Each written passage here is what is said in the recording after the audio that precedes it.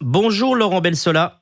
Bonjour. Merci d'être avec nous ce matin sur Maritima. La ville de Port-de-Bouc organise ce soir 18h salle Gagarine, une réunion publique où il sera question d'un projet attendu depuis très très longtemps, plus de 50 ans, le fameux contournement autoroutier de la RN 568.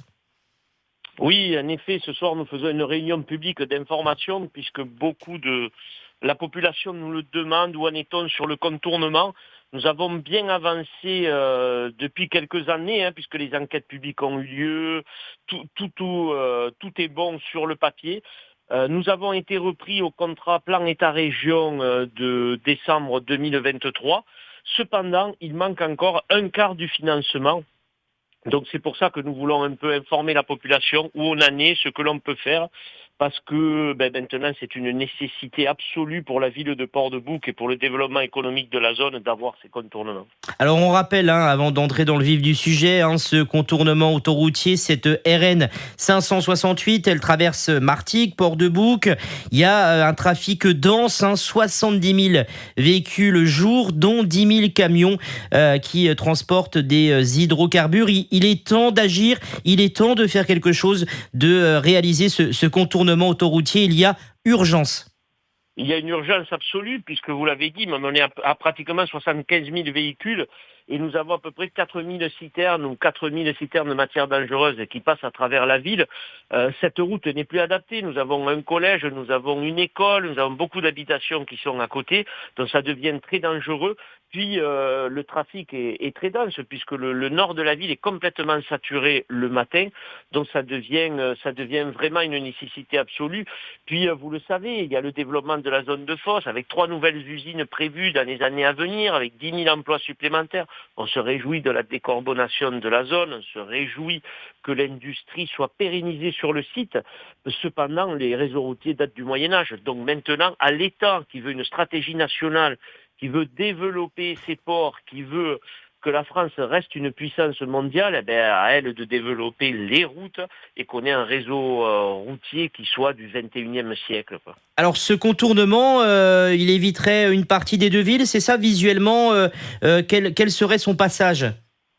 Vous voyez juste après le viaduc, là où il y a le radar actuellement, ça suivrait en gros la ligne à haute tension qui suit, donc il permettrait de contourner les quartiers, je pense, de Martigues, de Croix-Sainte, et nous, tout Port-de-Bouc, quoi. Donc on respirerait, là, on a une ville qui est coupée en deux complètement.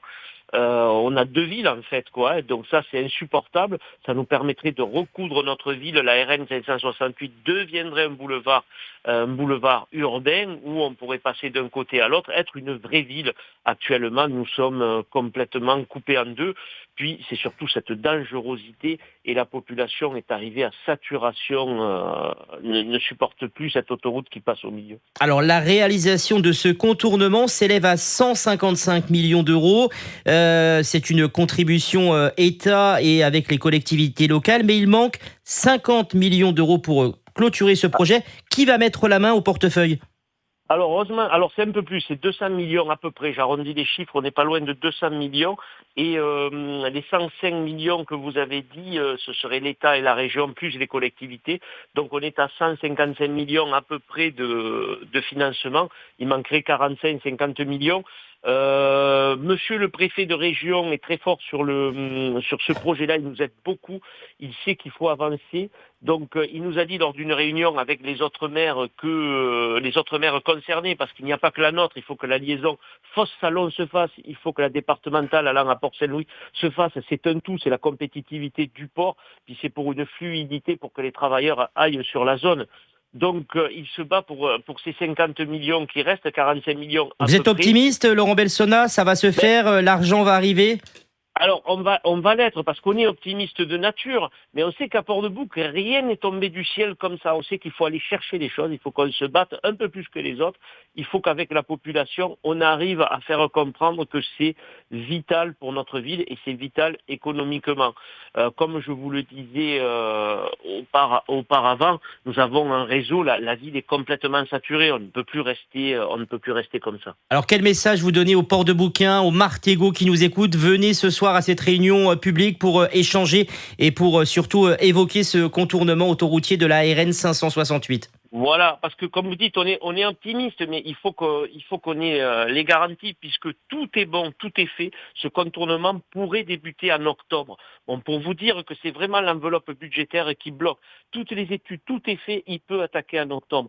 Donc il faut que la population soit informée de là où nous en sommes, de voir ce que nous pouvons faire ensemble pour interpeller l'ensemble des acteurs et surtout l'État pour leur dire il faut le faire, c'est une nécessité absolue. Alors ça débuterait en octobre, en tout cas selon vos informations. Il y a une durée assez longue au niveau des travaux.